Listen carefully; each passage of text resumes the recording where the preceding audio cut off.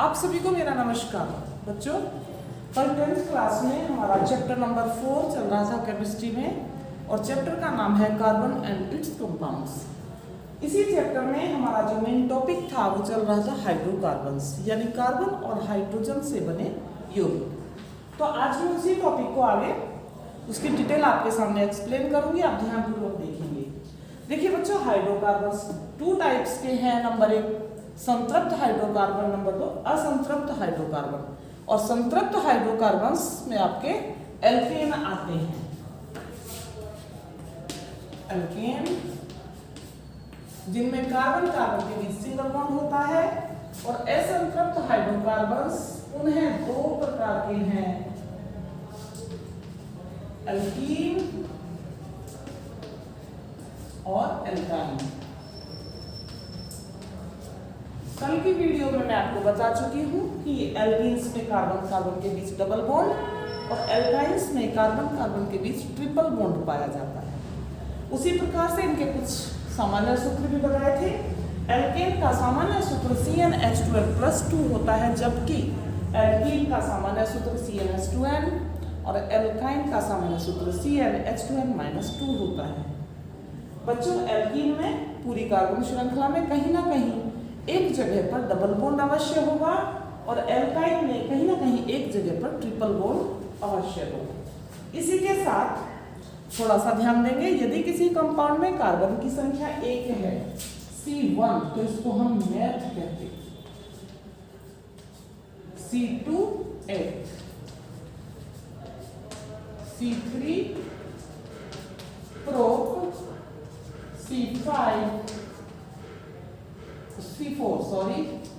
C4 ब्यूट और C5 paint कहलाता है। देखिए, सबसे पहले हम कुछ फॉर्मूले डेरिवेशन करेंगे एल्कीन की।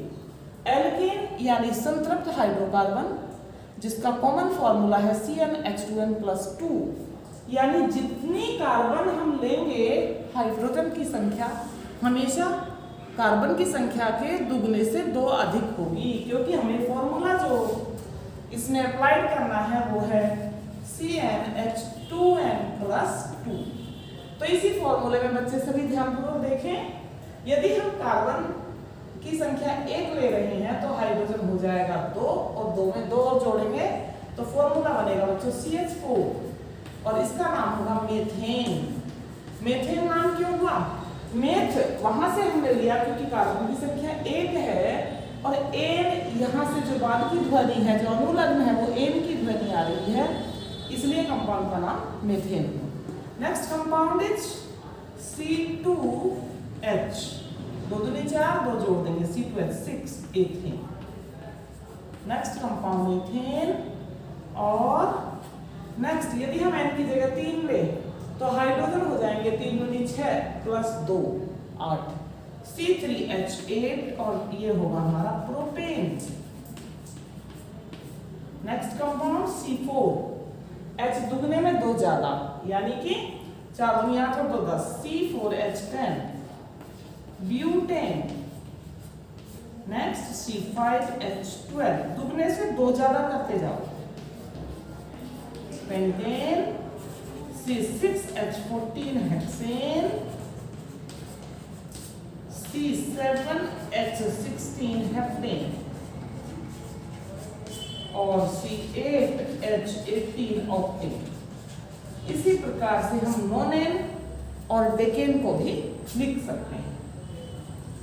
दूसरे कंपाउंड्स एल्कीन्स हैं, जिनमें कार्बन कार्बन के बीच में डबल बॉन्ड पाया जाता है और एल्काइंस में कार्बन कार्बन के बीच में ट्रिपल बॉन्ड होता है। इनकी जो ध्वनि है वो इन की ध्वनि आएगी, लास्ट में अनुलग्न इन लगेगा, इनका अनुलग्न आइन होगा। इनका जो कॉमन फॉर्मूला है बच्चों वो CnH2n होगा। कल की वीडियो में मैंने यही बताया था। एल्काइंस का कॉमन फॉर्मूला CnH2n-2 होगा। यहाँ पर हम कार्बन की संख्या जितनी है हाइड्रोजन ऑलवेज टाइम्स से डबल होगी, दुगनी होगी। लेकिन कार्बन 1 वाला कंपाउंड एल्कीन्स में पॉसिबल नहीं होता। कार्बन 2 से स्टार्ट करेंगे, C2H4 दुगना, जस्ट दुगना, और कंपाउंड का नाम हो गया एथीन। एथ क्योंकि यहां से आया carbon 2 is equal two th, और इन इसका अनुलग्न है, इसकी बाद में निकलने वाली ध्वनि है, इसलिए ethene. Next compound C3H6 protein. Next compound C4H8 butene. इसके बाद C5H10 पेंटीन। उसके बाद बच्चों C6H12 जस्ट डबल करते जाना है, और ये आपका हेक्सीन। नेक्स्ट कंपाउंड C4H14 हेप्टीन, और C8H16 ऑक्टीन। इसी प्रकार से C9H18 नोनीन होगा, और C10H20 डेकीन होगा। तो ये हमारी पूरी एल्कीन सीरीज, एल्कीन फैमिली के कंपाउंड्स हैं। और next series is alkyne. Formula is CnH2n-2, यानी कार्बन एटम्स जितने हैं हाइड्रोजन एटम उसके डबल से 2 कम होंगे। कंपाउंड्स में कहीं ना कहीं एक जगह C ट्रिपल बॉन्ड C अवश्य पाया जाएगा। फॉर एग्जांपल यहाँ पर भी कार्बन 1 वाला कंपाउंड पॉसिबल नहीं होगा। अल्काइंस में कार्बन 2 से स्टार्ट करेंगे, C2 2 2 4 में से 2 गए, C2H2 नाम होगा एथाइन। आयन की ध्वनि, आयन का अनुलग्न इस बार जोड़ेंगे। एथ प्रोपब्यूट हम यहीं से ले रहे हैं। नेक्स्ट C3 3 2 6 में से 2 गए, C3H4 तो pine. C4H6 butyne. C5H10 pentyne.